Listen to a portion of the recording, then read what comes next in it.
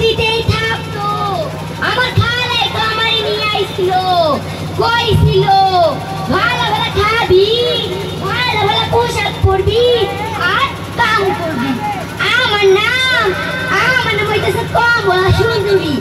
আমি যখন হয়েছিলাম আমার গায়ের রং ছিল কমলার মতো, তাই আমার আব্বা আর আমার আম্মাই আমার নাম রাখা কমলা সুন্দরী। আমার বাড়ি পটুয়া জেলা বিকাশ নদীর পার। আমার খালাই তো আমার নিয়ে আইছিল, কইছিল ওনার বাসায় নাকি এত বড় টিভি আছে, আমারে নাকি দেখতে দেবে। আমি যখন আইছিলাম, আমি টিভি দেখতে বলি, আমারে কয় যা রান্নাঘরে গিয়ে কাজ কর।